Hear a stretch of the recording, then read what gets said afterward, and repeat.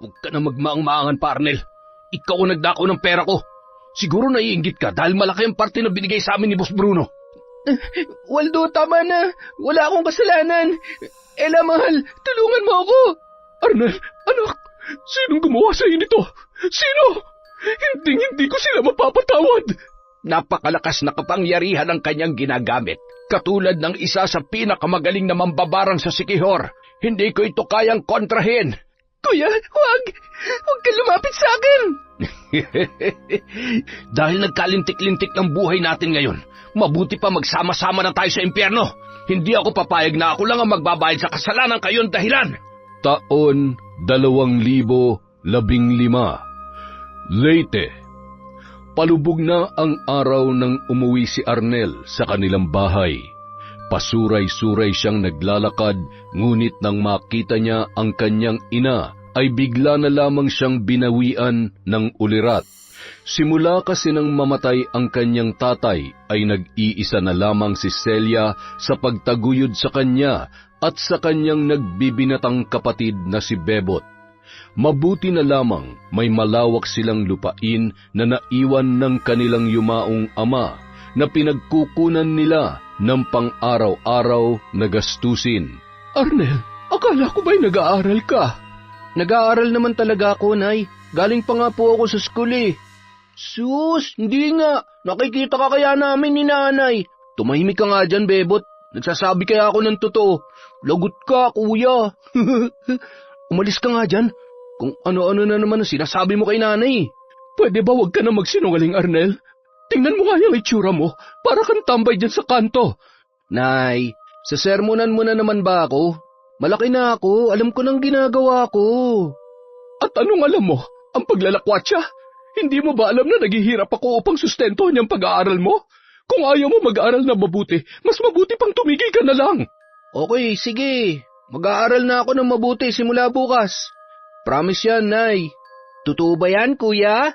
Sinabing umalis ka ni. Sasapakin kita dyan, makakita mo. Grabe siya. Umalis si Bebot na pangiti-ngiti habang pinandidilatan naman siya ni Arnel. Siguraduhin mo lamang yung papromise-promise mo na yan, Arnel, ha? Oo na nga. Nga pala, Nay, may babayaran pala kami bukas. Di ba kababayad mo lamang ng 500 kanina? Sa ibang teacher kasi yon, Nay. Kung nagdududa kayo, di puntahan niyo yung teacher ko bukas. O sige, bibigyan kita. Basta siguruhin mo lang na sa school mapupunta yan, ha? Alam mo naman, anak, napakahirap kumita ng pera ngayon. Ay, paulit-ulit na lang yung sinasabi niyo, Nay. Nag-promise na nga, di ba? Lingid sa kaalaman ni Celia, hindi pa rin pumapasok ang kanyang anak. Mas lalo pa siyang nawiwili sa kanyang barkada, lalo pa nang may matipuhan siyang bagong lipat na babae. Walang iba kundi si Ella. Maganda yon at mestisa kahit medyo astig magsalita. Mas matanda nga lang ito sa kanya ng 3 taon. Isang gabi, muli niya itong nakasama sa gimikan. Ella, lasing ka na yata. Tara, hatid na kita sa inyo. Hindi pa ako lasing, no? At saka ayaw ko umuwi sa bahay ngayon. Nakakarindi na kasi yung boses ni Nanay eh. Ay nako, pareho pala sila ng nanay ko. Di, samahan mo na lang ako ngayon. Ha? Saan naman tayo pupunta? Basta akong bahala. Teka, may pera ka pa ba dyan? Meron, pero 300 na lang to eh. Ayos na yan. May pera pa rin naman ako dito. Tara. Sumunod na lamang si Arnel sa kagustuhan ng dalaga hanggang sa humantong sila sa isang motel at doon na sila nagpalipas ng gabi. Hindi niya pa nililigawan si Ella, ngunit may nangyari na sa kanila. Hindi lang isang beses kundi na ulit pa ng naulit. Kinabukasan, inihatid ni Arnel si Ella sa tinitirhan nito. Bumungad sa kanya ang marumi at masikip na squatters area, mga bagay na hindi niya naranasan sa buhay. Pagdating sa bahay ni na Ella, sinalubong agad sila ng babaeng nagsisisigaw. Ella, bakit inumaga ka na naman, ha? Ano, may pera ka ba dyan? Ano ba naman kayo, Nay? Nakakahiya sa bisita ko. Bakit? Boyfriend mo ba yan? Oo, Nay, boyfriend ko si Arnel. Arnel, siya nga palang Nanay Edna ko. Nabigla si Arnel sa sagot ni Ella, ngunit isinaalang-alang na lang niya ito dahil sa may nangyari na sa kanila. Magandang umaga po, Aling Edna. Aba, mukhang jackpot ka dito ah. Mukhang anak mayaman at gwapo pa. Hindi po kami mayaman, Aling Edna. Ang totoo niyan, nanay ko na lang po ang bumubuhay sa amin ng kapatid ko. Kung ganon, nagsasayang lang ng oras ang anak ko sa'yo. Ano ka ba naman, Ella? Gamitin mo nga yung utak mo. Nay, pwede ba tumigil ka na nga? Arnel, pagpasensya mo na nanay ko, ha? Okay lang yun. Hindi na pala ako magtatagal, Ella. Aling Edna, mauna na po ako. Sige, Arnel. Salamat sa paghatid. Bukas ulit, ha? Nasulyapan ni Arnel ang pagngiwi ni Edna sa kanya. Tila nagpapahiwatig na hindi siya nagustuhan nito para sa kanyang anak. Sa kabila ng lahat, nagpatuloy pa rin ang kanyang pakikipag-ugnayan kay Ella hanggang sa tuluyan na nahulog ang kanyang loob sa dalaga. Arnel, ano itong nabalitaan ko na nasa bar ka na naman kagabi kasama ang isang babae? At sino naman po nagsabi niyan, Nay? Ako, kuya. Narinig ko kasi dun sa mga chismosa sa kanto eh. Tsaka, hindi lang yun. Sabi pa nila yung kasama mo raw na babae. Pariwara daw yun. Ikaw talagang bata ka, napakachismoso mo. Aba, kasalanan ko ba kung matalas ang pandinig ko? Pwede ba tigilan mo na nga yung kakasumbong mong bata ka? Anong bata? Hindi na kaya ako bata. Eh di wag ka mag-asal bata, gunggong ka pala eh. Arnel, wag mo kang pagsalitaan ng ganyan ng kapatid mo. Ay nako, pinagtulungan na naman ako. Pinagsasabihan ka lang, anak. Alam mo namang napakahirap kumita ng pera ngayon, tapos ikaw, gumikimik ka lang. Nagsasayang ka lang ng pera. Nay, minsan lang naman yun. Anong minsan? Madalas inuumaga ka na ng uwi. Ganyan ba dapat ang estudyante? Oo nga, kuya. Alam mo ba magdamag na naghihintay sa'yo si nanay? Bakit ba kasi hindi na lang kayo matulog, Nay? Dala ko ba yung higaan nyo? Anak, hindi mo ako mauunawaan. Simula nung namatay ang tatay mo, ipinangako ko sa sarili ko na hindi ko kayo pababayaan. Natatakot lang ako na maging biktima din kayo ng karahasan katulad ng tatay ninyo. Nay, hindi mangyayari yon. Wala naman akong pera para pag-interesan ng mga demonyong katulad ng mga pumatay kay tatay. Anak, hindi lang naman pera ang maaaring pag-interesan ng mga masasamang loob. Minsan ay nakadepende to sa kung anong mapapakinabangan nila sa'yo. Alam ko naman yan, Nay. Hayaan nyo, mag-iingat ako. Promise. Promise ka na naman dyan. Basta, hanggat hindi ka nagtitino, hindi ako magsasawang pagsabihan ka. Oo, Nanay. Tama na. Ang sakit na sa tenga eh. Nagpatuloy pa rin sa katigasan ng ulo si Arnel. Isang umaga, sa halip na pumunta sa paaralan ay dumiretso siya sa bahay ni Ella. Malayo pa lamang may narinig na siyang ingay. Nagmamadali siyang lumapit upang alamin kung ano ang nangyayari. Walang hiya ka? Bakit ka nagpabuntis sa lalaking yon, ha? Paano ka na makakapagtrabaho sa grupo? Hindi ko nga sinasadya, Nay. Lumayas ka na sa bahay na ito dahil hindi na rin naman kita mapapakinabangan. Malinaw sa pandinig ni Arnel ang sinabi ni Edna na buntis si Ella. Nakaramdam siya ng kaba kaya naisipan niyang bumalik na lamang sa daan. Bigla naman siyang hinarang ng dalawang pinsan ni Ella na may dalang pamalo. Oops! Saan ka pupunta, bata? Tatakasan mo ba ang pinsan namin? Ha? Hindi ho. Tia Edna, nandito na yung magaling mong manugang. Aba, mabuti nandito ka. Dahil binuntis mo tong anak ko, pues, iuwi mo na ito sa inyo. Tutal wala naman na tong silbi sa akin. Po? Bingi ka ba? Lumayas na kayo dito at ayaw ko na makikita ang mga pagmumukha ninyo. Nay, pwede pa rin naman ako magtrabaho sa grupo kahit buntis ako. Hindi mo ba narinig ang sinabi ko? Lumayas na kayo! Layas! Wala nang nagawa pa si Arnel kundi ang iuwi si Ella sa kanilang bahay. Oh, Arnel, bakit bumalik ka agad? At bakit may kasama ka? Nay, si Ella po. Simula ngayon, dito na po siya titira sa atin dahil buntis po siya. Magkakaapo na po kayo. Ano ka mo? Buntis? Opo, Nay. Tama po yung narinig ninyo.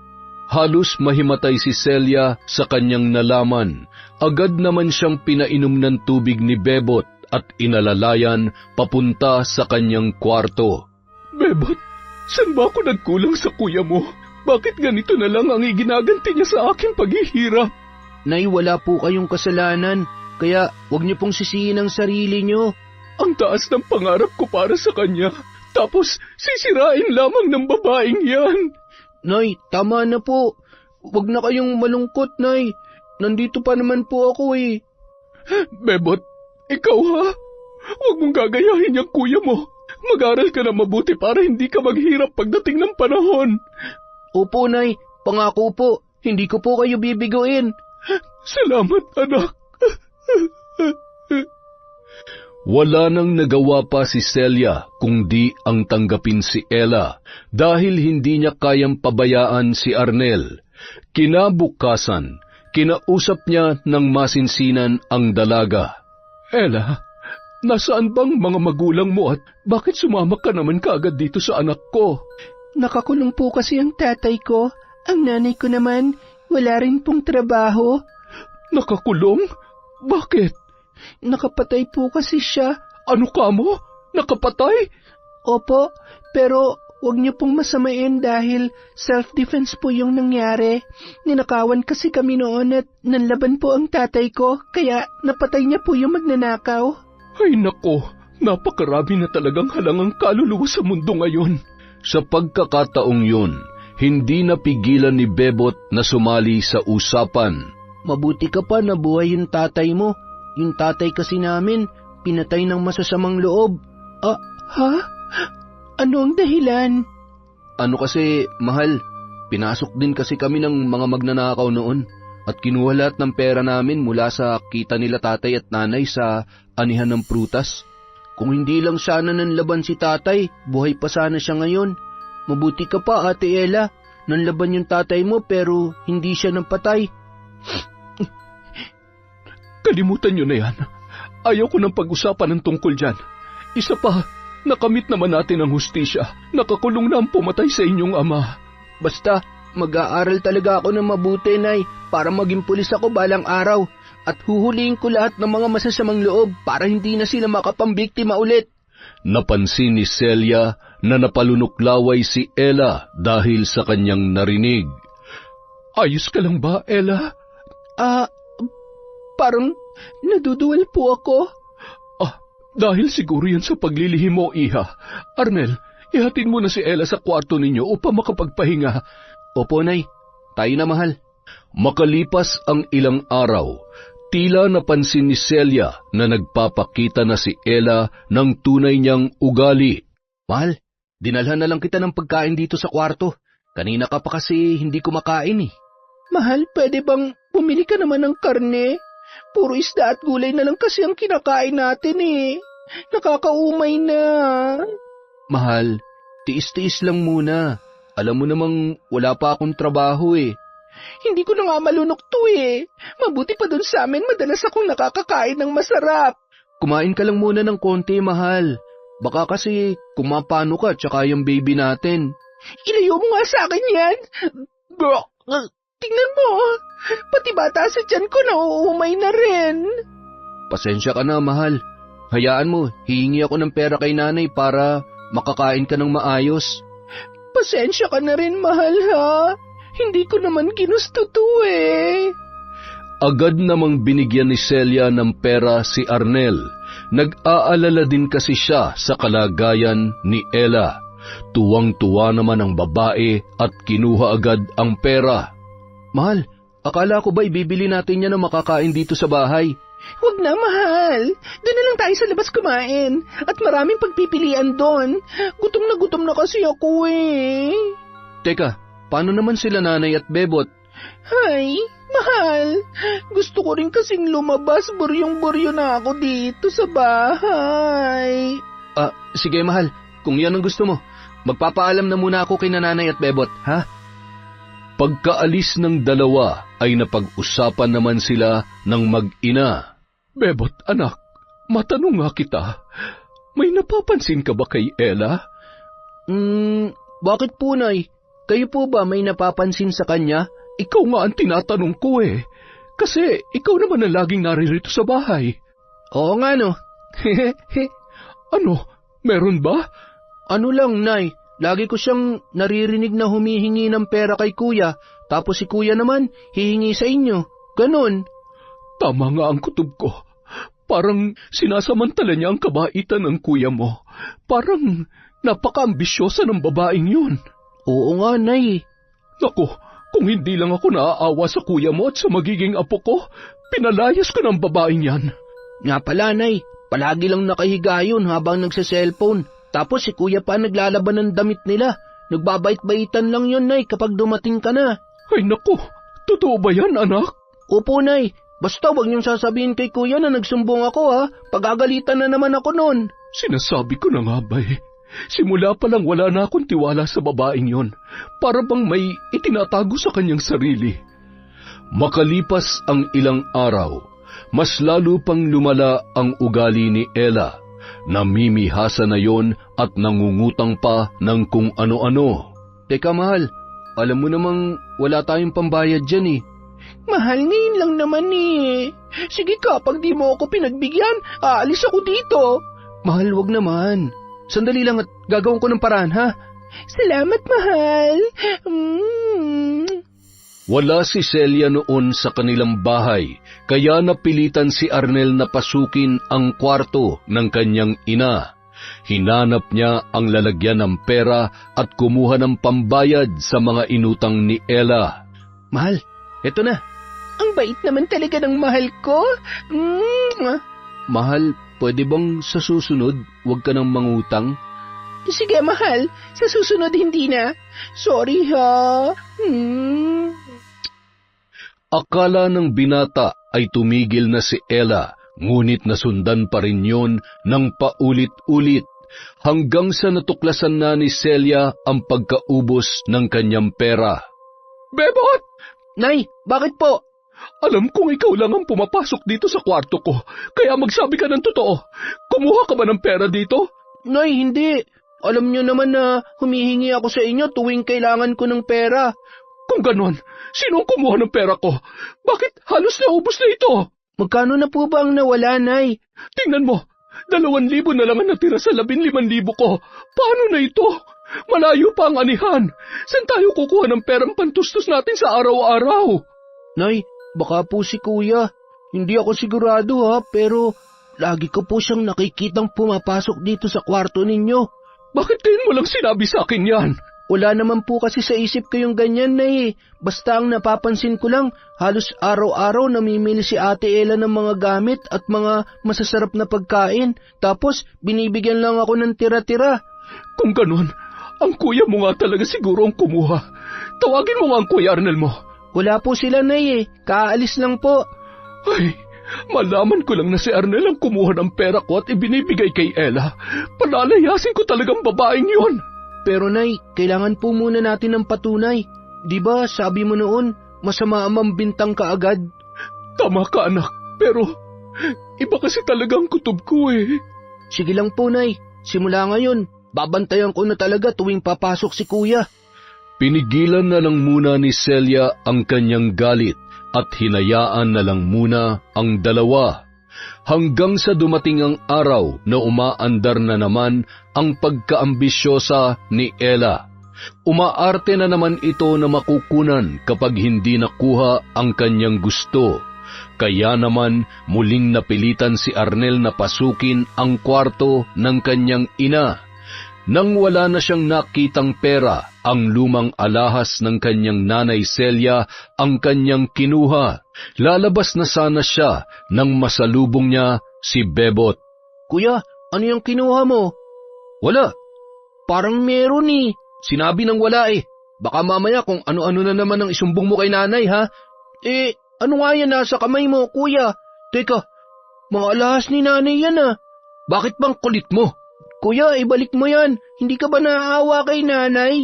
Hinarang ni Bebot si Arnel at pilit na binabawi ang mga alahas, ngunit malakas ang kanyang kuya. Itinulak niya ang kanyang kapatid at nabagok ang ulo nito sa kanto ng kama, dahilan upang dumugo yun. Pagkatapos ay nagmadali na siyang lumabas. Mahal, tayo na. Nakakuha ka na ba ng pera, mahal? Wala, pero ito, may mga alahas si nanay. Isasanla lang natin to sa pawn shop. Anong isasanla? Ibenta na lang natin yan dun sa kakilala ko. Pero mahal, kailangan natin tubusin to kapag may pera na tayo. At saan ka naman kukuha ng pantubos? Wala ka naman trabaho. Masasayang lang yan kapag hindi natin natubos. Pero, mahal... Akin na nga yan. Ako na bahala dyan. Naging parang batang sunod-sunuran si Arnel sa kanyang kasintahan. Pumasok sila sa isang malaking bahay at may kinausap si Ella, isang lalaki na matipuno ang katawan at maraming tato. Ella, mukhang naka-jackpot ka ngayon ah. Rumaraket ka na yatang mag-isa. Sa asawa ko yan, boss. Siyang kumuha niyan. Asawa mo ba siya? Magaling din pala siya magtrabaho eh.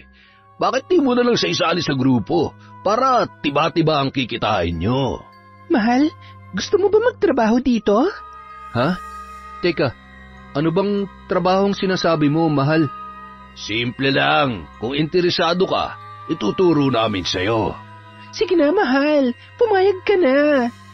Ano bang klaseng trabaho yan, boss? Mabuti pa, pag-usapan nyo na muna. At kung magkakasundo na kayo, bumalik ka dito para sa briefing. Titiyakin ko sa iyo malaki ang kikitain mo rito. Oh, ito ng bayad sa mga alahas ninyo. Samantala, pagka-uwi ni Celia ay napansin niya na parang binagyo ang kanyang gamit sa kwarto. Naabutan din niya si Bebot na may dugo sa ulo. Bebot, anak, ano nangyari dito? Nay, sorry. Hindi ko po napigilan si kuya. Bakit? Ano na naman ang ginawa ng kuya mo? Yung alahas niyo po, Nay, kinuha ni kuya pagkatapos umalis po sila ni Ate Ella. Hindi na tama ang nangyayaring ito, anak. Sumusobra na yung kuya mo. Simula nang pinatira niya dito yung Ella na yan, lalo na siya naging masama. Nay, sa tingin ko, napipilitan lang naman po si kuya eh. Tama ka, anak. Hindi magnanakaw ang kuya mo. Ngayon lang nagkanda leche-leche ang buhay natin mula nang dumating ang Ella na yon. Pagka-uwi ng dalawa, agad naman silang kinausap ni Celia ng diretsyo. Arnel, saan mo dinala mga alahas ko? Ano po, Nay, binenta na po namin.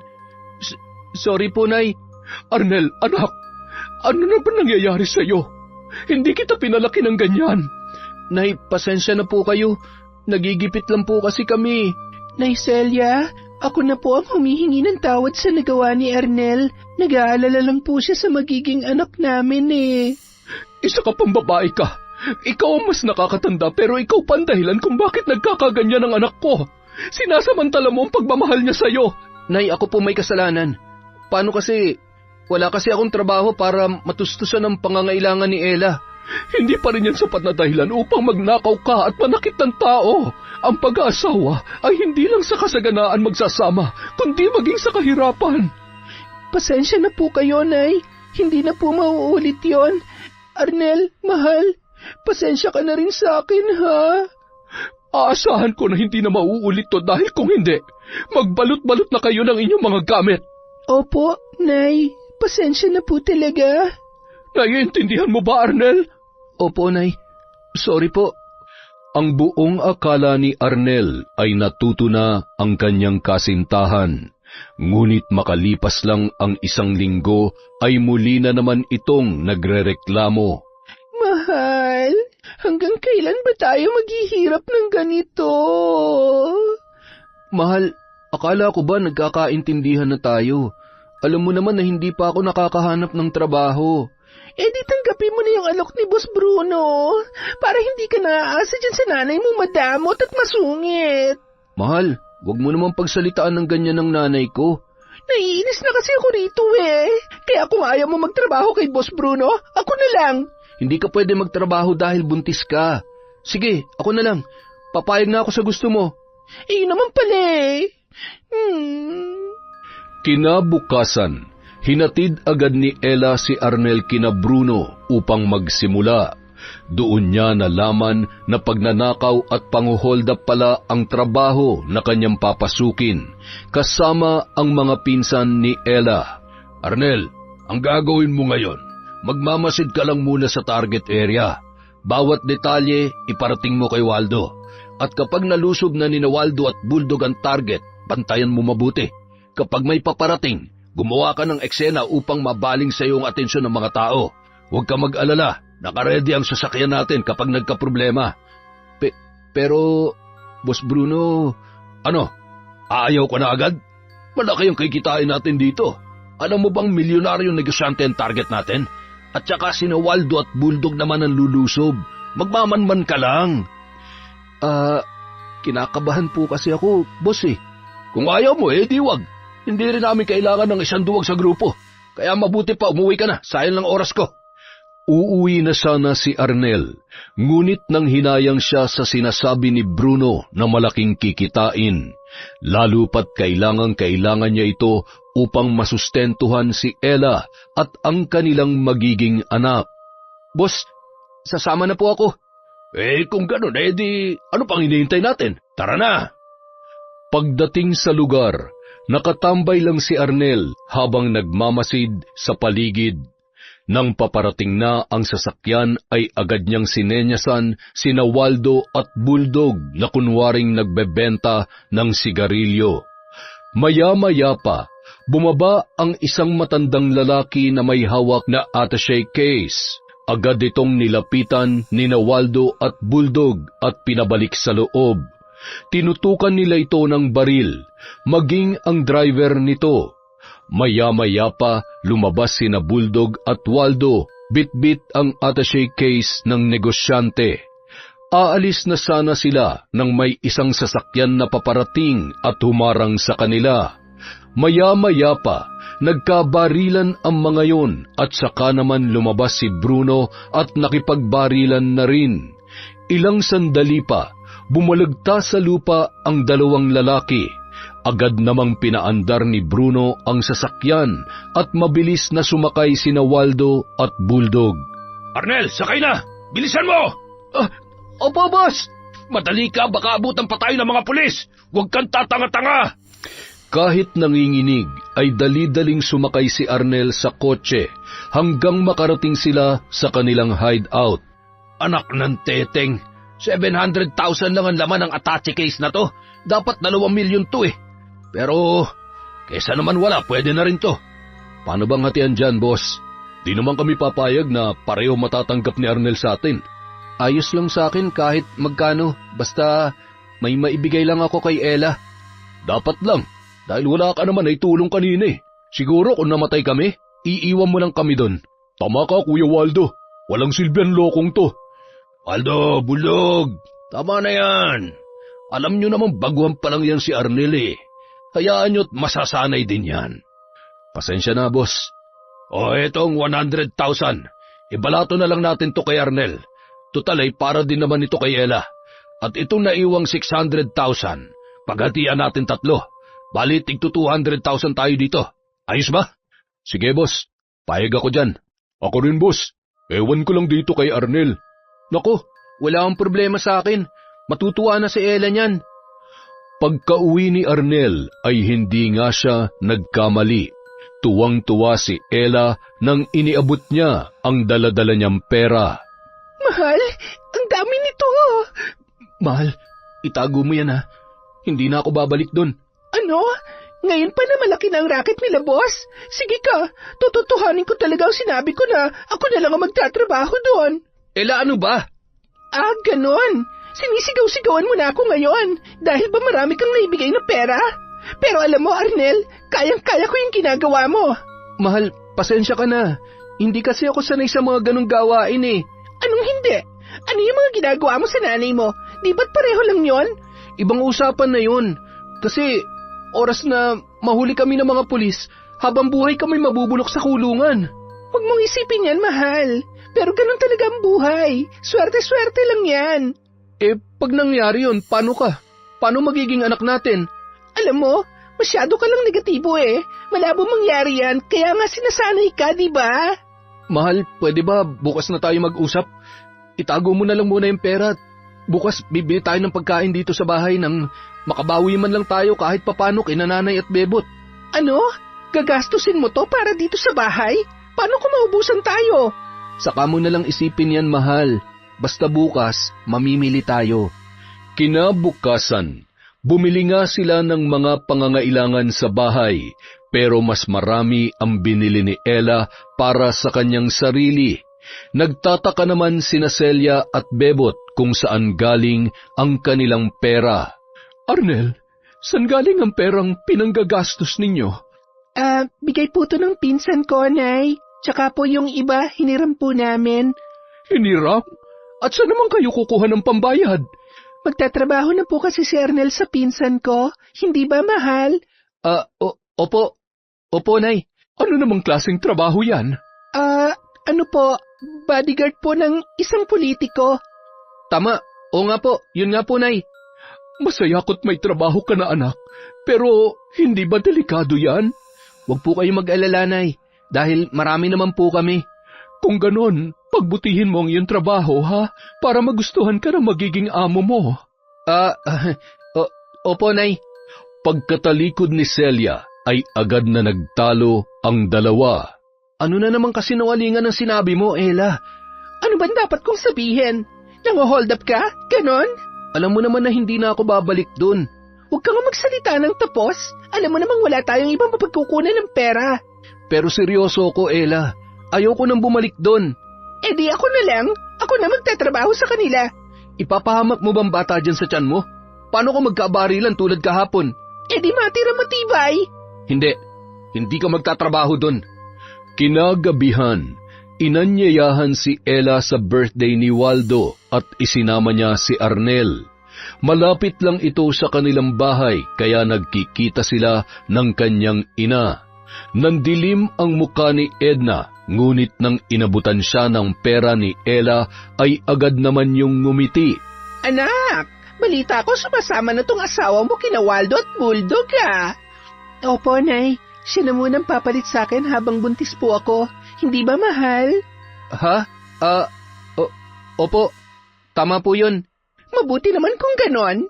Kahit papano mapapakinabangan ka na rin. Walang tigil na inuman, sayawan at tawanan. Lingid sa kaalaman ng lahat, nagnakaw ng pera si Ella sa kwarto ni Waldo at pinaghatian nila ng kanyang ina. Nabatid kasi nila na mas malaki ang parte nito kumpara kay Arnel. Mahal, kanina ka pa gastos ng gastos dyan. Hindi ba nauubos ang pera mo? Relax ka lang, mahal. Marami pa akong pera. Mahal, magtabi ka naman para sa mga susunod na araw. Basta ako nang bahala, mahal. Stay put ka lang dyan, okay? Pagsapit ng madaling araw, nagwawala ang nakainuman na si Waldo dahil nawala umano ang kanyang pera na nagkakahalaga ng 50,000. Kung sino man ang kumuha ng pera ko ngayon, isoli nyo na. Dahil kung hindi, hindi kayo makakaalis dito ng buhay. Aba, sino bang bago dito? Eh di ba si Arnel lang naman? Naku, bakit po ako? Nakikita nyo naman na hindi ako umaalis dito sa upuan ko. Siguro nga ikaw no. Baka naman nakukulangan ka pa sa perang ibinigay sa ni Boss Bruno, kaya kinuha mong pera ko. Kuya Waldo, nakita ko si Ate Ella kanina. Nagbibilang ng pera dun sa likuran. Opo, kuya. Totoo po yun. Eh ano naman? Pera ko yung binibilang ko. Kapag nalaman kong tinatalo mo ko, Ella, hindi ako magdadalawang isip na patayin ka. Wala akong pakialam kahit pinsan pa kita. Totoong hindi ako. Yung perang hawak ko kanina, bigay sa akin yun ni Arnel. At yun yung pinanggagastos ko. Mahal, wala akong binigay sa'yo kanina. Tsaka yung pera ko, nasa iyo na lahat, di ba? Huwag ka na magmaang-maangan pa, Arnel. Ikaw nagnakaw ng pera ko, no? Siguro naiinggit ka dahil mas malaki ang parte na binigay sa amin ni Boss Bruno. Waldo, hindi akong kumuha ng pera mo. Kahit patayin mo pa ako ngayon. Ah, ganon. Ayaw mong umamin, ha? Isang malakas na suntok ang pinakawalan ni Waldo na tumama sa sikmura ni Arnel. Maniwala ka! Totoong sinasabi ko! Matigas ka pala, ha? Etong sa'yo! Waldo, tama na. Wala akong kasalanan. Ella, mahal, tulungan mo ako. Aminin mo na lang, mahal, na ikaw ang kumuha. Dahil baka mapatawad ka pa ni Kuya Waldo.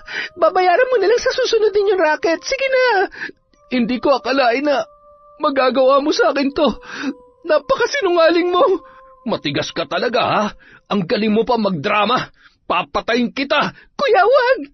Pagtrabuhin mo na lang siya sa grupo para mabayaran ka niya. Tumabi ka dyan! Binunot ni Waldo ang kanyang baril at pinukpok ang sentido ni Arnel. Hindi pa ito nakontento at binugbog pa ng husto ang binata kahit hindi yon lumalaban. Kahit kailan wala pa naglakas loob na taluhin ako. Ikaw pa nakabago-bago mo lang sa grupo. Totoong sinabi ko, hindi ako nagnakaw ng pera mo. Sinungaling! Mga pinsan, tuluyan nyo ng walang hiyan to. Pagkatapos, idispatcha nyo na. Kami nang bahala dyan. Di ba, Jeric? Ekoy? Taman-tama, nangangati na rin tong kamao ko. Ako rin. Agad namang kumilos ang tatlo. Binugbog nila si Arnel hanggang sa napaluhod na yon. Sa huli, pinalo siya ni Bulldog ng tubo sa ulo, dahilan upang mawalan siya ng malay. Tigilan nyo na yan. Kapag namatay yan, yari tayo dito. Lalo na ako. Anong gagawin natin dyan? Mas malaking problema natin kapag rumesbak pa yan. Basta, itapon nyo na lang sa kanilang barangay. Sige, itapon nyo na yan. Umanap kayo ng madilim na lugar upang wala makakita. Bilisan nyo na, baka umagahin pa kayo. Oo, Kuya Waldo. Jeric, Ekoy, tayo na. Tara, swerte lang nito kung mabubuhay pa to. Sige na, bilisan nyo na.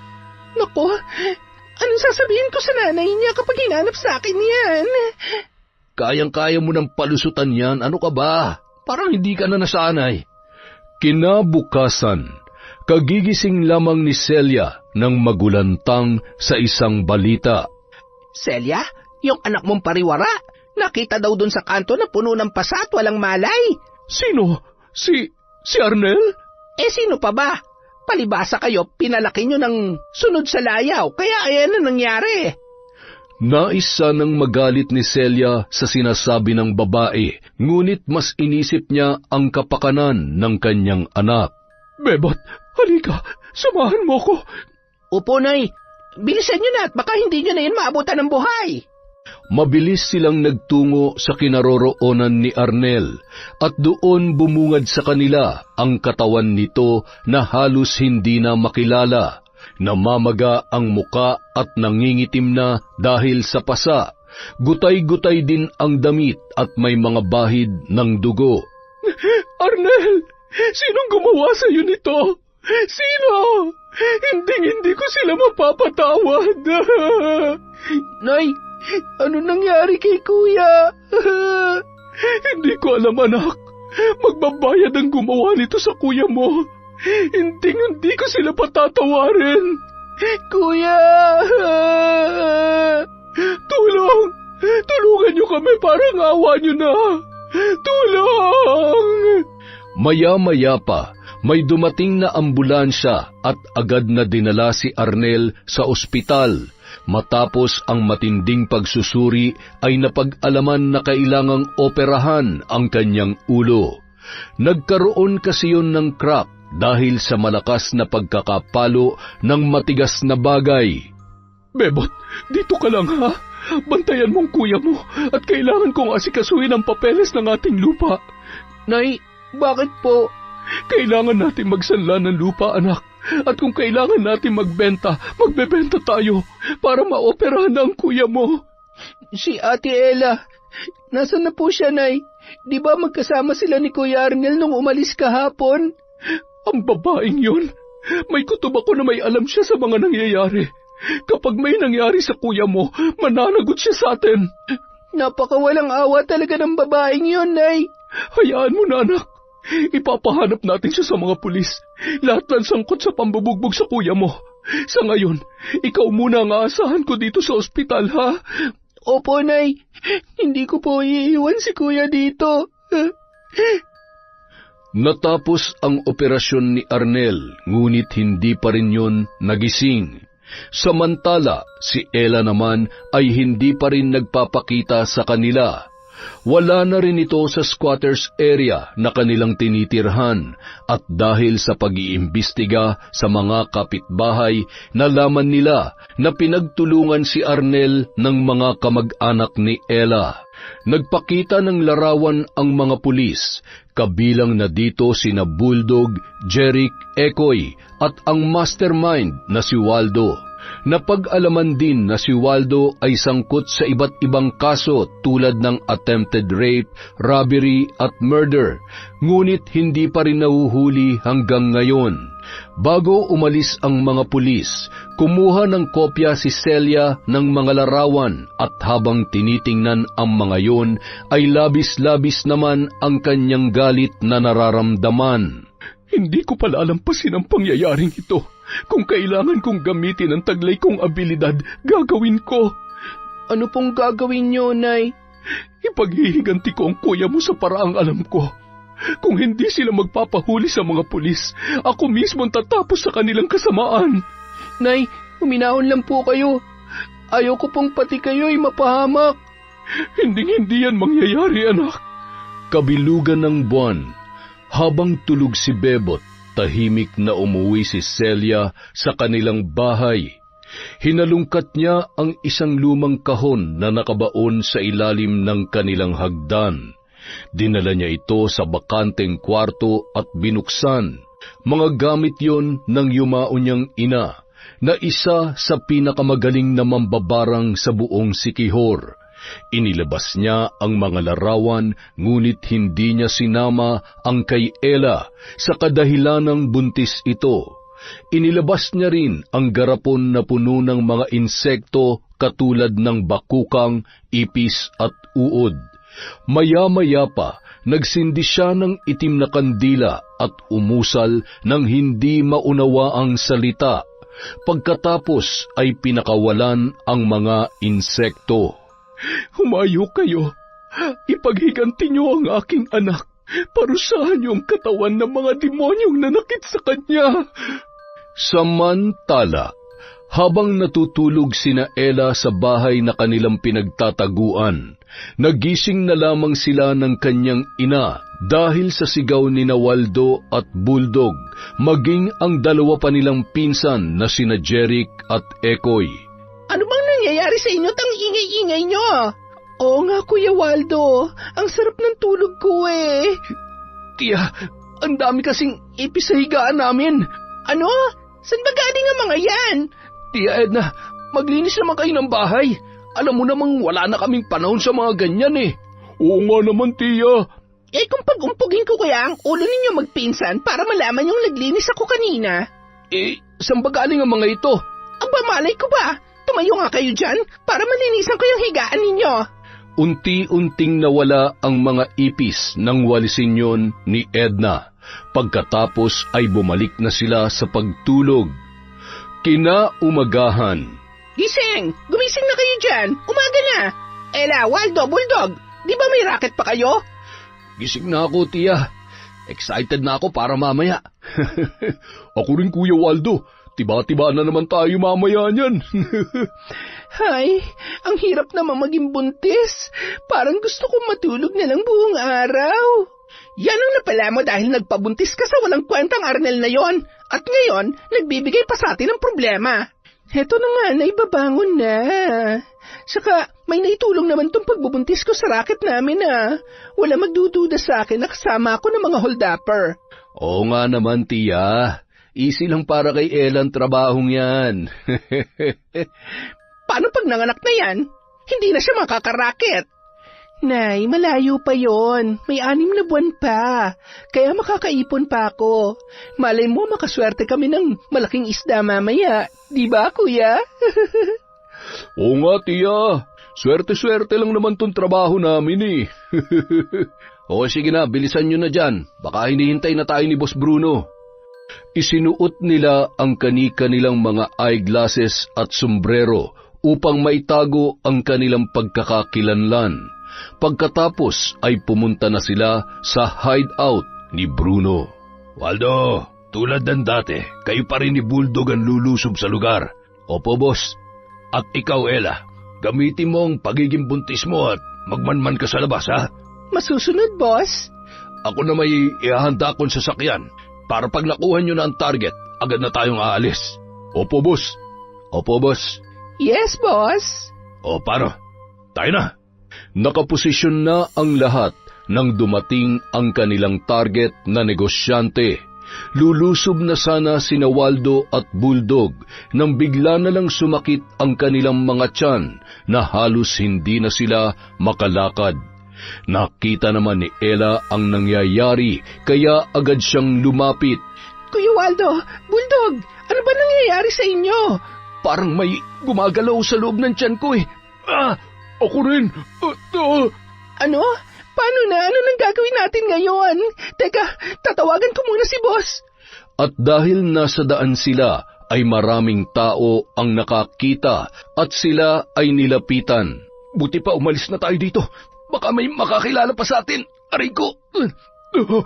Ang sakit, kuya. Hindi ako makalakad. Pilitin mo bago pa tayo makita ng mga pulis. Nalito na si Ella kung sino ang kanyang aalalayan sa dalawa. Mabuti na lamang at dumating si Bruno lulan ng kanyang sasakyan. Sumakay na kayo, bilisan nyo! Mga gunggong! Opo, boss. Kuya Waldo, Bulldog, pilitin nyo na maglakad. Nakabalik sila sa kanilang hideout na hindi humuhupa ang galit ni Bruno. Anak ng teteng naman, oh. Ngayon pa talaga sumakit yung mga tiyan ninyo. Umiral na naman sigurong pagiging patay gutom nyo. Kaya kung ano-ano na lang ang kinakain ninyo. Boss, maayos naman kami kanina. Kuya Waldo, ang tiyan ko, parang may gumagalaw pa rin sa loob. Ako rin, pakiramdam ko parang may nagtatakbuhan sa loob ng tiyan ko. Putya naman, oh. Ang dami niyong arte. Sinisira niyo talagang plano natin, eh. Alam niyo bang mahaba ang panahon na ginugol ko dito? At ito na sana ang tamang pagkakataon pero sinayang niyo lang. Mga wala kayong kwenta. Sorry, boss. Hindi namin sinasadya. Kahit anong sorry, wala na. Hindi niyo na maibabalik ang pagkakataon. Kaya umalis na kayo dito sa harapan ko. Magsilayas kayo! Pagka-uwi nila sa kanilang tinitirhan, naabutan na lang nila sina Jeric at Ekoy na pareho ang nararamdaman tulad ni Waldo at Bulldog. Hay nako, mabuti na lang nakauwi na kayo. Hindi ko na malaman kung anong gagawin ko dito sa mga pinsan nyo eh. Nay, kaya po kami umuwi dahil sumasakit din ang tiyan ni na Bulldog at Kuya Waldo. Ano? Paano nangyayaring nagkasabay-sabay sila? Siguro may kinain kayong hindi namin alam ni Ella. Yan ang napapala ng mga madadamot. Nay, dito rin lang po sila kumakain. Aba, malay ko. Tiya, wala kaming ibang kinakain maliban sa mga pagkain natin dito. Sa pagkakataong yun, nagsusuka na ang apat at nanghihina. Tiya Edna, Ella, dalhin niyo na kami sa ospital. May pera pa naman ako dito. Kuya, paano pag nahuli tayo ng mga pulis? Siyempre, hindi natin sasabihin ang mga totoo nating pangalan. Bilisan niyo na. Oh, eto na, kuya. Lahat ng test ay ginawa na sa kanila sa ospital, ngunit normal ang lahat ng resulta. Maging ang gumagalaw sa tiyan nila ay hindi nakikita ng mga doktor. Samantala, kanina pa may isang matandang babae na nakamasid sa kanila. At hanggang sa hindi ito nakatiis, lumapit na yon kay Ella. Iha, ilabas mo na sila dito. Dalhin mo sila doon sa matandang albularyo na si Tatang Mario dahil hindi sila mapapagaling ng mga doktor. Ha? Bakit po? May alam po ba kayo sa sakit ng mga pinsan ko? Barang. Malaki ang posibilidad na sila ay binabarang. Kaya ilabas mo na sila dito habang may oras pa. Hoy, matanda! Kung ano-anong pinagsasasabi mo sa anak ko, baka mamaya maniwala to. Nasa inyo pa rin naman kung maniniwala kayo o hindi. Basta binabalaan ko lamang kayo. Nakaramdam naman ng takot si Ella sa mga sinabi ng matanda. Samantalang si Edna ay ayaw talagang maniwala. Kaya sa halip na dalhin sa albularyo ay iniuwi na lamang nila ang mga pasyente sa kanilang tinitirhan. Sa kabilang banda, ang kwarto naman ng ospital na kinaroroonan ni Arnel ay nababalot ng kalungkutan. Bebot, ilang araw na mula nung natapos ang operasyon ni Arnel, ngunit wala pa rin siyang malay hanggang ngayon. Oo nga po, Nay. At hanggang ngayon, hindi pa rin sumusuko sa mga pulis ang mga kriminal. Ang importante, Nay, gumaling lang po si Kuya. Anak, hindi tayo papayag na may mangyaring masama sa kuya mo. Pinapangako ko sa iyo, gagaling ang kuya mo. Nawala na si Tatay, Nay. Ayaw ko pong mawalan muli ng isa pang mahal sa buhay. Hindi mangyayari yan, anak. Biyernes ng gabi, muli na namang nagsagawa ng madilim na ritual si Aling Celia. Inipon niya ang mga insekto sa paligid at nagsimulang umusal ng mga salita na hindi maintindihan. Pagkatapos ay pinakawalan niya ang mga yon. Hanapin niyo silang lahat at patayin, maliban kay Waldo, dahil pahihirapan natin siya ng husto. Kulang ang kanyang buhay na pambayad sa lahat ng kanyang kasamaan. Humayo kayo ngayon din. Makalipas ang ilang sandali, nagkagulo naman sa tinitirhan ni Ella. Muli na namang sumakit ang tiyan ng kanyang mga pinsan. Ella, anong gagawin natin? Hindi ko alam, Nay. Ibalik kaya natin sila sa ospital? Nay, alam niyo namang negative ang lahat ng resulta na ginawa sa kanila. At isa pa, wala na tayong pera. Mabuti pa siguro, dalhin natin sila dun sa albularyo. Albularyo? Baka totoong binarang sila, Nay. Hay nako, Ella. 2015 na ngayon. Wala na mga ganyan. Wala namang mawawala na kung susubukan natin. Kaysa naman sa hayaan natin sila mamatay na lang ng ganyan. Hay nako, bahala ka nga. Basta ako hindi na ako naniniwala sa mga barang-barang na yan. Nay, pwede ba tumulong ka na lang? Hay, sige na nga. Tatawag lang ako ng tricycle at na makapunta na tayo sa albularyo na yan. Hindi pa man sila nakakapasok sa bahay ni Tatang Mario, nagsusuka na naman ang kanyang mga pinsan. Ngunit sa pagkakataong yun ay may mga kasama ng insekto katulad ng ipis at uod. Hanggang sa mahimatay na ang mga yun, maliban kay Waldo. Tulong! Tulungan niyo po kami! Ella, ano yan? Bakit may mga ipis sa tuod? Nakakadiri naman! Totoong binarang sila, Nay. Nakakatakot naman yan! Nasaan na yung albularyo? Ipagamot niyo na ako. Hindi ko na kaya ang sakit. Agad naman silang tinulungan ng mga tauhan ng matandang albularyo at ipinasok sa loob. Napakalakas ng mahik ang ginagamit sa inyo ng mambabarang. Po, ano pong ibig niyong sabihin? Nakatakda na ang kamatayan ng tatlong ito, maliban sa kanya. Tiningnan ni Ella si Waldo na siyang huling itinuro ng matandang albularyo. Teka, ano bang pinagsasasabi mo? Kaya nga namin sila dinala dito para magamot tapos sasabihin mo lang na mamamatay na sila? Baliw ka ba? Nay, ano ba? Huwag ka nga magsalita ng ganyan. Wala na tayong ibang malalapitan. Pasalamat kayo dahil hindi kayo idinamay sa pambabarang.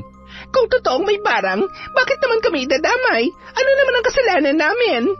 Kinuha ng matanda ang isang maliit na batya na may tubig at nagsindi ng itim na kandila. Bumulong siya ng orasyon at pinatakan niya ng kandila ang tubig sa batya. Humulma yon ng itim na bagay na hindi maunawaan nina Ella at Edna. Hindi ako nagkakamali. Masyadong malakas ang kanyang kapangyarihan. Pakiusap po. Gawin niyo po ang lahat para gumaling sila. Susubukan ko kung ano ang aking makakaya. Umusal ng orasyon ng matanda at pinainom ng langis ang mga biktima ng barang. Ngunit sa halip na gumaling ang mga yon ay tuluyan ng nalagutan ng hininga. Bulldog! Jeric! Ekoy! Ang mga pamangkin ko! Patawad, nahuli kayo ng pagpunta dito. Madali ang kamatayan ang ipinataw sa kanilang tatlo. Maaari ba naming malaman kung sinong gumawa nito sa kanila? Hindi ko yun mapapatawad. Hindi ko matumbok kung sino, pero sa nakikita ko, isa itong babae na may malaking galit sa inyong pamilya. Marahil ay naging pabigat kayo sa kanya o mayroong kayong nagawang malaking kasalanan sa kanila. Nay, sino po kaya? Ang nanay ni Arnel. May nakapagsabi sa akin na galit siya sa ginawa naming pambubugbog kay Arnel. Posible ang sinasabi mong yan, Waldo. Kung totoo mang nakagawa kayo ng malaking kasalanan sa kanila, kailangan ninyong humingi ng tawad dahil yan lang ang pinakamabisang paraan upang gumaling ka kaagad. Hindi ako maaari magpakita sa kanila dahil tiyak kong makukulong ako. Ayaw kong mamatay sa kulungan. Tatang Mario, tulungan mo ako. Magbabayad ako ng malaking halaga. Mapagaling niyo lamang ako. Hindi ito madadaan sa bayad, iho. Dahil nakadepende pa rin ito sa aking kakayahan. Sa ngayon, bibigyan lamang kita ng panangga upang hindi makapasok ang panibagong barang sa iyong katawan. Salamat po, Tatang. Kung totoo mang ang nanay ni Arnel ang gumawa nito, bakit hindi nila ako isinama? Maaaring dahil sa iyong pagdadalang tao, mayroon pang puso ang gumawa nito sa inyo. Dahil hindi niya dinadamay ang bata sa iyong sinapupunan. Kung ganon, babarangin din ba nila ako kapag hindi na ako buntis? Posible, iha. Iniuwi na nila ang bangkay ni na Bulldog, Jeric at Ekoy sa kanilang mga natirang kamag-anak sa squatter. Napabalita rin na barang ang ikinamatay ng tatlo, ngunit ang naturang dahilan ay hindi pinaniniwalaan ng karamihan. Agad namang nagbigay ng impormasyon kay Celia ang mga pulis. Napangiti siya dahil nagbunga ang kanyang ginawa. Ngunit sa kabilang banda ay dismayado siya dahil hindi pa rin nagpapakita sina Ella at Waldo. Martes ng gabi, muli siyang nagsagawa ng panibagong ritual. Naramdaman niya na may kumontra sa kanyang mahikang ginamit kay Waldo. Napangiti ng bahagya ang babae dahil para sa kanya ay simpleng barang pa lang ang kanyang ginawa sa lalaki. Akala mo ba makakaligtas ka? Walang sino man ang makakaligtas sa inyo. Hanggat hindi ka sumusuko sa mga pulis, pahihirapan kita. Sa pagkakataong yun, hindi na insekto ang kanyang ginamit kundi isang maliit na ahas upang mamuhay sa loob ng katawan ni Waldo. Pagkatapos ay isang pangmalakasang orasyon ang kanyang pinakawalan. Lasapin niyo ang hagupit ng aking paghihiganti. Kinabukasan, maagang bumalik si Celia sa ospital. Sa labas pa lamang ng pintuan ay sinalubong na siya ni Bebot. Nay, gising na po si Kuya. Talaga, anak? Ay, salamat naman sa Diyos. Kaya lang po, hinahanap niya po si Ate Ella. At ano naman ang sinabi mo sa kanya? Sabi ko sa kanya, nasa bahay nila, Nay. Mabuti kung ganun, pero bakit mo naman siya iniwan sa loob? Kakaalis lang ng doktor, Nay. Tinawag ko kasi agad kanina. At saka, natakot din ako na baka kung ano-ano pang itanong niya tungkol kay Ate Ella. Halika dito sa loob at ako nang bahala sa kuya mo. Pagkakita pa lamang ni Arnel sa kanyang ina ay nagngingilid na agad ang kanyang luha. Nag-aalala naman si Celia dahil alam niyang maselan pa ang kondisyon ng kanyang anak at maaari pang mabinat. Nay, shh, alam na namin ang nangyari sa iyo, anak. At wala kang ibang gagawin ngayon kundi ang magpagaling. Patawarin niyo po ako, Nay. Kasalanan ko po ang lahat. Dahil masyado po matigas ang ulo ko. Anak, huwag mo nang alalahanin yun. Ang mahalaga ngayon ay ligtas ka na. Magpahinga ka muna at kapag maayos ka na, saka na tayo mag-usap, ha? Pero Nay, si Ella, baka po ilayo niya sa akin ang magiging anak namin. Hindi yan mangyayari, anak. Huwag ka mag-alala dahil makikita mo pa rin ang anak mo. Sinisiguro ko sa iyo yan. Sana nga po, Nay. Kuya, masaya ako na gising ka na. Alam mo bang nag-alala ako ng sobra sa'yo? Bebot, salamat ha. Dahil nandyan ka palagi para kay nanay. Oo naman kuya, basta magpagaling ka ha. Kasi kapag may nangyari sa'yo, wala na akong isusumbong kay nanay. Ikaw talaga. Sige na anak, pagpahingahin mo na muna ang kuya mo. Opo, Nay. Makalipas ang isang buwan, tuluyan nang nakalabas si Arnel ng ospital, ngunit kailangan pa rin niyang magpagaling sa bahay dahil sa maselan niyang kalagayan. Nay, nasan po kaya si Ella? Gusto kong kumustahin ang pagbubuntis niya. Ang totoo niyan, anak, wala na sila Ella sa kanila. Lumayas na sila kasama ang kanyang mga pinsan na nambugbog sa'yo. Nay, kailangan ko silang hanapin. Baka mapahamak ang bata sa tiyan niya. Hindi ka pa pwedeng lumabas, Arnel, dahil mahina ka pa. Hayaan mo, nagbabayad ako ng investigador upang mahanap si Ella. Pero, Nay, hindi pa ba sapat ang ginawa nila sa'yo at gusto mo pa rin silang hanapin? Para ano? Para tuluyan ka na nilang mapatay? Nag-aalala lang kasi ako sa bata, Nay. Anak din ni Ella yun, kaya imposibleng magpapabaya siya. Hindi ka pa tuluyang gumagaling, kaya hayaan mo kung gumawa ng paraan. Hayaan mo, sasabihin ko sa iyo agad kapag meron ng balita. Opo, Nay. Pasensya na po kayo. Maraming salamat po. Samantala, mas lalo pang lumala ang sakit ni Waldo. Nangayayat na siya ng husto at lumolobo ang kanyang tiyan. Hindi na rin siya nakakarakit kaya si Ella na lamang ang tanging bumubuhay sa kanila ni Edna. Ella, ilang buwan na ako nahihirapan sa kalagayan ko. Hindi pa rin ako gumagaling kahit may panangga akong galing sa albularyo. Bumalik kaya tayo doon, kuya? Asus! Kung totoong magaling yung albularyo na yon, bakit namatay ang mga pinsan nyo? At ano, Tita Edna? Hahayaan nyo na lang ako mamatay dito? Alam mo namang si Ella na lang ang nagtatrabaho sa grupo ninyo. At saka ilang buwan na lang, manganganak na yan. Ano na lang ang kakainin natin? Kaya nga tulungan nyo akong gumaling. Dahil kung hindi dahil kay Ella, hindi ako magkakaganito. Kaya nararapat lamang na siyang bumuhay sa akin. Kung bakit kasi nagpabuntis-buntis pa to sa lalaking yun eh. Tumigil na nga kayo. Oo na, kasalanan ko na ang lahat. Sa oras na gumaling ako, tutuluyan ko talagang Arnel na yun. Isasama ko pati ang nanay niya mambabarang. Dapat kasi dati niyo pa tinuluyan. Ito na naman. Sumasakit na naman ang tiyan ko.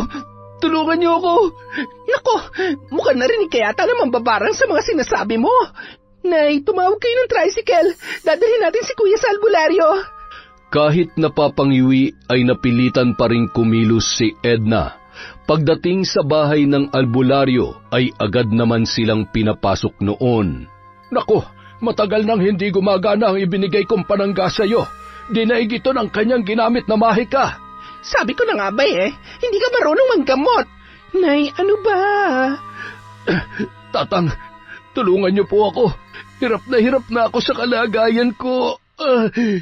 Tatang Mario, gawin niyo po ang lahat para gumaling siya. Malapit na akong mga anak at wala na kami ibang maaasahan maliban po sa kanya. Pangmatagalan ng barang na ito, pahihirapan ka hanggang sa huli mong hininga. Tatang, gawan niyo po ng paraan, parang awa niyo na. Nagsindi ng malaking itim na kandila ang albularyo. Hinawakan niya ang pulso ni Waldo. Pumikit ito at nag-usal ng hindi maunawa ang mga salita. Napakalakas ng kapangyarihan na kanyang ginagamit. Mahikang katulad ng isa sa pinakamagaling na mambabarang sa Sikihor. Hindi ko ito kayang kontrahin. Gawin niyo po ang lahat ng inyong makakaya. Patawad, pero sa ngayon ay pansamantalang lunas lang ang aking maibibigay sa iyo. Kailangan niyong humanap na mas magaling na albularyo. Saan pa po kami makakahanap ng sinasabi ninyo? Sa Sikihor. Dalhin niyo siya sa Sikihor, sapagkat nandoon ang sagot sa inyong mga katanungan. Sa Sikihor? Wala na nga kaming pera pagagastusin niyo pa kami. Sinabi ko naman sa inyo noon na humingi kayo ng tawad sa mga inagrabyado ninyo. Hindi na sana kayo humantong sa ganito. Kahit anong mangyari, hindi ko gagawin yan. Alam kong ipakukulong pa rin nila ako. Wala ka naman palang silbing albularyo at saka gumagawa ka lang yata ng kwento eh. Pasensya na kayo, pero hindi ko na kayo matutulungan. At kung pipilitin kong kontrahin ang gumawa nito sa inyo, maaaring pati ako ay mamatay. Kaya makakaalis na kayo. Malapit na ang kabuwanan ni Ella at mas lalong naging mahirap ang kanilang pamumuhay. Minsan na lang din siya pinasama ng kanilang boss sa racket dahil sa kanyang sitwasyon. Nay, saan kaya tayo makakahanap ng pera para madala natin si Kuya Waldo sa magaling na manggagamot sa Siquijor? Ella, ang isipin mo ngayon kung paano na tayo. Halos wala na tayo makain. Dumagdag pa yung pinsan mong sakitin at palamunin. Paano na lang kaya kapag nanganak ka na? Yan ang hirap sa inyo, Nay eh. Sa halip na tumulong kayo, tinuturuan niyo pa ako maging swapang. Aba, ang tapang mo na magsalita ngayon ah. Tinuturuan lang kita kung paano maging wais. At ito po ang naging bunga niya, Nay. Hindi niyo ba naiisip na kasalanan natin? Kaya namatay ang 3 kong pinsan at naghihirap ngayon si Kuya Waldo. Tumahimik ka nga dyan. Baka marinig ka ni Waldo. Kung hindi niyo ako inutusan, nakunin ang pera ni Kuya Waldo noon. Hindi sana magkakagulo ng gabing yon at hindi ko sana pinaratangan si Arnel. Sabing tumahimik ka eh. Walang iba nakakaalam nun kundi tayo lang. Kaya itiklop mo yung bunganga mo. Lingid sa kanilang kaalaman ay naririnig pala sila ni Waldo. Aray, sumasakit na naman ang lintik na tiyan ko. Tia Edna, dalhin niyo na ako sa manggagamot. Pangako, pag nakabalik ako sa grupo, ibibigay ko sa inyo lahat ng kikitain ko. Waldo naman, kahit hindi mo nagawin yan, at talagang maghahanap tayo ng manggagamot upang gumaling ka. Bilisan niyo na, Tia. Ang sakit-sakit ng tiyan ko. Oo na, Waldo. Ella, tumawag ka ng tricycle, dali. Opo, Nay. Pagkaalis ni Ella ay inalalayan agad ni Edna si Waldo. Noon din ay inilabas ng lalaki ang kanyang kinuhang kutsilyo mula sa kusina at sinaksak ang kanyang tiyahin. Walang hiya ka, Waldo. Bakit mo to ginagawa sa akin? Alam mo naman, Tia, na wala akong sinasanto. Ngayong alam ko nang ikaw palang dahilan ng lahat ng paghihirap ko. Mas mabuti pang mauna ka nang mamatay sa akin. Waldo, wag! Ikaw dapat ang naghihirap at hindi ako. Paalam, Tia. Samantala, nang makabalik si Ella galing sa pagkuha ng tricycle. Nay, Kuya Waldo, tayo na po. Nagulat na lamang si Ella nang biglang isinara ni Waldo ang pintuan at nakitang duguan ang kanyang ina. Kuya Waldo, anong ginawa mo kay nanay? Bagay lang yun sa mga traidor na kamag-anak. Anong ibig mo sabihin, Kuya? Akala mo ba, hindi ko narinig ang lahat ng pinag-usapan ninyo kanina? Mga walang hiya kayo. Kayo pala nagnakaw ng pera ko. Kuya, patawarin mo ako. Matagal ko na sanang gustong sabihin sa iyo to, pero natatakot ako na baka magalit ka. Bakit? Sa tingin mo ba naging masaya ako? Kuya, wag kang lalapit sa akin. Dahil nagkalintik-lintik na tong buhay natin ngayon, mabuti pa magsama-sama na tayo sa impyerno. Hindi ako papayag na ako lang ang magbabayad sa kasalanan kayong dahilan. Kuya, please, uminahon ka. Pag-usapan muna natin to. Bit-bit ang parehong kutsilyo. Inatake ni Waldo ang kanyang pinsan.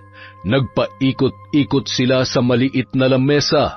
Kahit payat si Waldo ay may lakas pa rin yun, lalo na at hindi ito sinusumpong ng sakit ng tiyan nung mga oras na yun. Kuya, wag! Kilala mo ko, Ella. Hindi ko sinasanto mga kumakanti sa akin. Kuya, isipin mo, dalawa na lang tayo.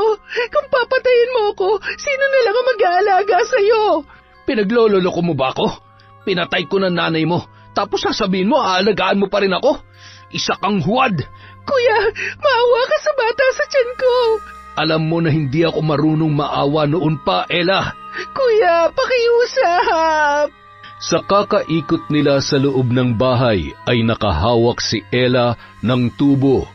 Ginamit niya yon upang ipanlaban kay Waldo. At dahil may sakit ang lalaki, madali lamang yung hiningal. Nagkaroon ng pagkakataon si Ella upang hampasin yon sa ulo. Dahilan upang mabitawan ang bitbit niyang kutsilyo.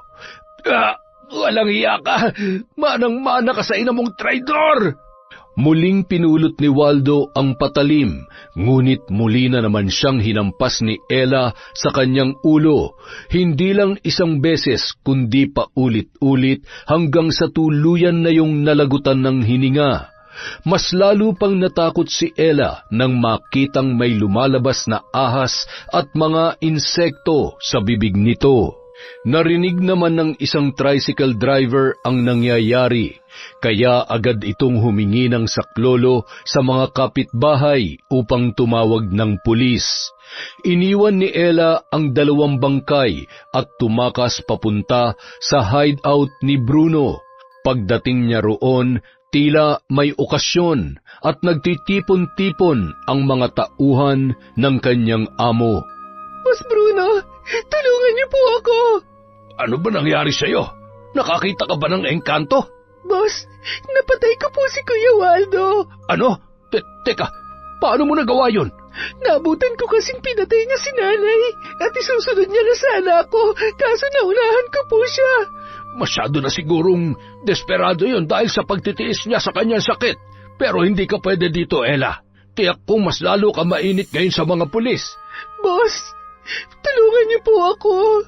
Pangako hindi ako magiging pabigat sa inyo. Magtatrabaho pa rin po ako. Paano ka magtatrabaho? Mukhang puputok na yan tiyan mo sa laki. Kung ako sa'yo, bumalik ka dun kina Arnel at baka sakaling maging maayos pa ang buhay mo roon. Boss, alam mo namang hindi na ako pwedeng bumalik doon. Kaya nakikiusap po ako sa inyo, pumayag na po kayo. Marami na akong mga bagong tauhan, Ella. Nakikita mo naman. Boss, pagkatapos kong manganak, kahit anong racket gagawin ko, basta magkakapera tayo, pumayag lang po kayo na dito muna ako. Buti pa siguro, ibenta na lang natin yung anak mo. May mga kilala akong sindikato na bumibili ng mga bata. Ano? Ibibenta ang anak ko? Pero, boss... Kapag pumayag ka, wala ka nang poproblemahin pa. Sila ang gagastos sa lahat ng panganganak mo at pagkatapos, kukunin nilang bata kapalit ng malaking halaga. At ano naman ang gagawin nila sa bata? Siyempre, wala ka nang pakialam doon. Sige, magtago ka lang muna dito at pag-isipan mo ang alok ko. Bibigyan kita ng 2 araw upang magdesisyon. Mabilis naman nagbigay ng report ang mga pulis kay Celia at kay Arnel. Totoo ba yan, sir? Opo, Aling Celia. Narito ang mga larawan ng kanilang bangkay at kung nais nyo pong makita ng personal, pwede nyo rin naman pong puntahan. Teka, ang babaeng ito ba ang nanay ni Ella? Opo, tama po kayo dyan. Bakit po, Nay? Kilala niyo po ba siya? Hindi ako maaaring magkamali. Ito yung babaeng galit na galit sa akin dahil sa pagpapakulong ko sa kanyang asawa at 2 niyang kapatid. Ibig niyong sabihin ay, ang tatay ni Ella at ang mga tiyuhin niyang siyang pumatay kay tatay? Tama, anak. Sila nga. Sagad na ang kasamaan ng kanilang pamilya. Masyado na silang pabigat sa lipunan, kaya nararapat lamang silang mamatay. Patawarin niyo ako, Nay. Hindi ko alam na nagdala pala ako ng may lahing kriminal sa bahay. Wala na tayo magagawa, anak, dahil nangyari na ang lahat. Napakalaki kong tanga. Anak, tama na. Ang kailangan na lang natin ngayon ay harapin ang lahat ng nangyari. Sir, si Ella. Nasaan si Ella? Kailangan natin siya mahanap. Baka pumapano ang anak namin. Pasensya na po kayo. Hindi na namin siya naabutan sa lugar na pinangyarihan ng krimen. Pero kasalukuyan pa rin siyang hinahanap ng aming mga kasamahan. Ay, Diyos ko! Malapit ng mga anak ang babaeng yun. Baka mapahamak ang apo ko. Sir, may alam akong lugar na maaari niyang pagtaguan. Kung ganon, maaari ba kayong makipagtulungan sa amin? Kung kinakailangan, sir, basta ipangako niyo lang na mahuhuli niyo siya ng ligtas. Makakaasa ka, sir. Sisikapin namin. Saan yun, anak? At papaano mo nalaman ang lugar na yon? Doon sa pinagbentahan namin ng alahas nyo, Nay. Doon ang hideout ng kanilang boss. Minsan na rin akong pinilit ni Ella na sumama sa grupong yon. Ano? Napakawalang hiya talaga ng babaeng yon. Kasalanan ko din, Nay, dahil hindi ako nakinig sa inyo. Napakasama ko pong anak. Ang mahalaga ngayon, anak, namulat ka na sa katotohanan. Tara na po, sir. Ituro niyo na po sa amin ang naturang lugar.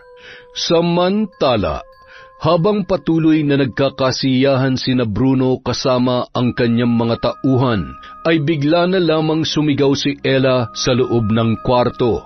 Boss Bruno, manganganak na yata ako. Ang sakit ng tiyan ko. Pambihira ka naman, Ella, oh. Pumunta ka lang ba dito para manganak? Boss, tumawag kayo ng doktor. Sige na, hindi ako pwede manganak sa ospital. Ako pa talagang uutusan mo. Kung sa bagay, malaking pera din naman ang kikitain natin dyan sa anak mo. Boss, mamaya na natin pag-usapan yan. Hindi ko na kaya ang sakit. Agad na tumawag ng doktor si Bruno.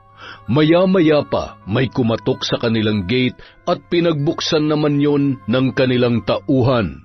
Ngunit nagulat na lang sila nang pumasok ang napakaraming pulis. Tinutukan ng baril ang lahat ng nasa labas at pinadapa. Putya naman oh, pinapasok tayo ng mga pulis. Sabi na nga ba eh. Ano? Mga kasama, ano pang hinihintay nyo? Kunin yung mga baril at lumaban tayo. Apa, boss? Masusunod, boss. Boss, kailangan ko ng doktor. Diyan ka lang muna. Babalikan kita.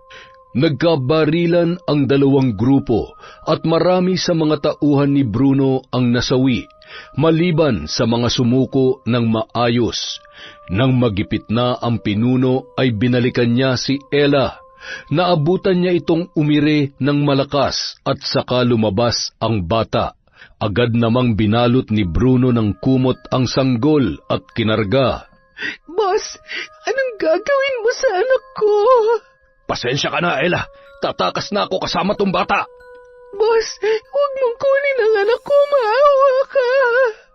Kahit nahihirapan ay pilit na hinawakan ni Ella ang paa ng kanyang amo. Bitawan mo ko! Boss, huwag mong ilayo sa akin ang anak ko. At sa tingin mo ba, magiging mabuting ina ka? Mas mabuti pang pagkakitaan ko na lang to.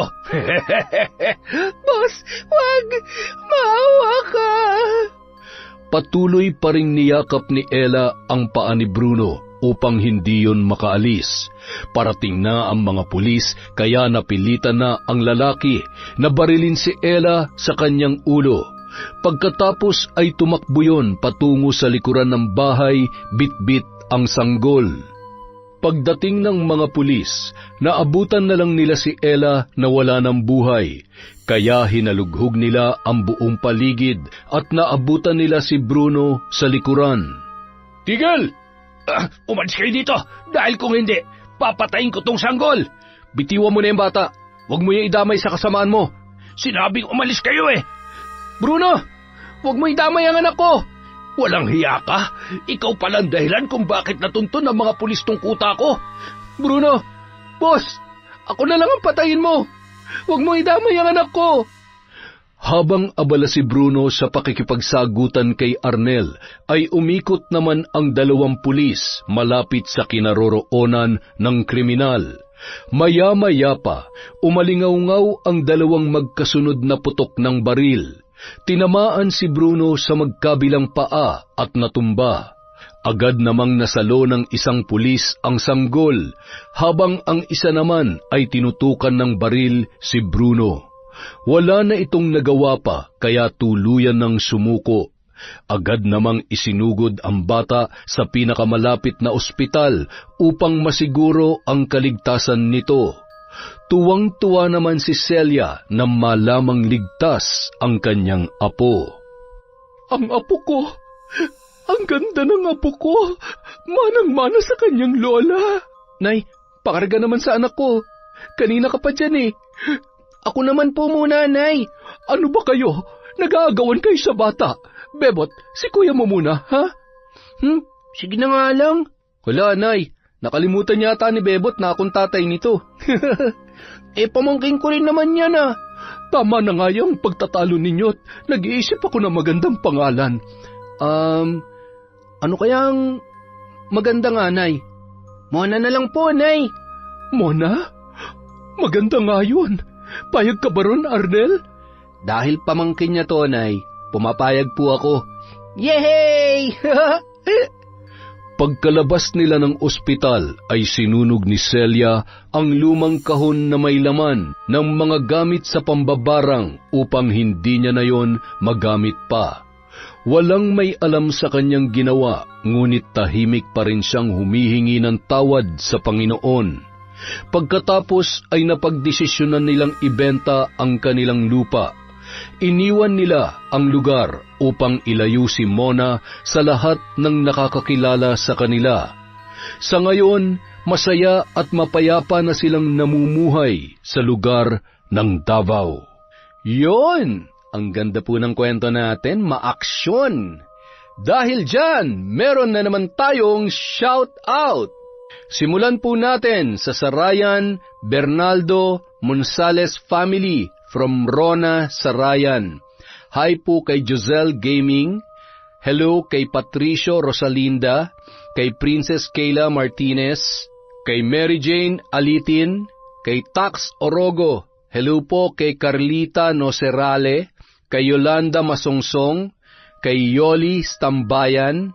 Hello kay Roslyn Jimenez, kay Jennifer Mauricio, kay Erica Delator, kay Lori V. Maria Benitez. Hello po kay Richel Nisio, kay Catherine Fantinalgo, kay Richel Adapon, kay Corazon Ingay. Shout out po kay Ami Bug, kay Hazel Alcontin, kay Nesel Tapdasan. Hello kay Veronica Sabate, kay Annelie 1988. Shout out po kay Jennifer Sacris, kay Victor Banga at Venus Fuentes. Hello po kay Matilde Perez, kay Manny Maniego, kay Wilma Tanene, kay Beth Mercado, kay Vien, kay Colin, kay Silene, kay Cliven. Hello po kay Femisa.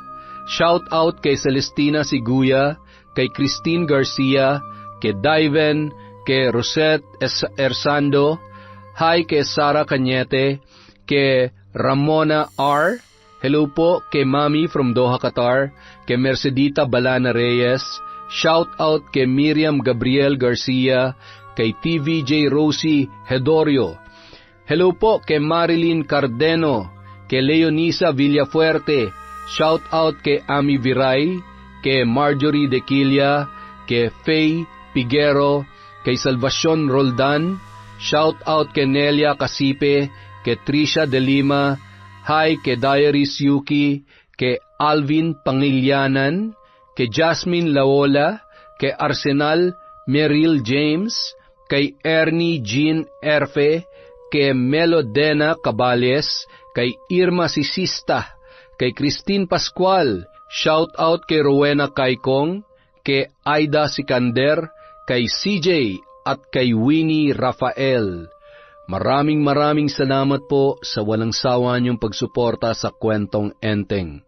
Mag-iingat po tayo, alagaan po natin ang ating mga sarili. Huwag po nating pababayaan ang health natin. Maraming salamat po, mahal na mahal po kayo ni Enteng, kaya mag-iingat tayong lahat.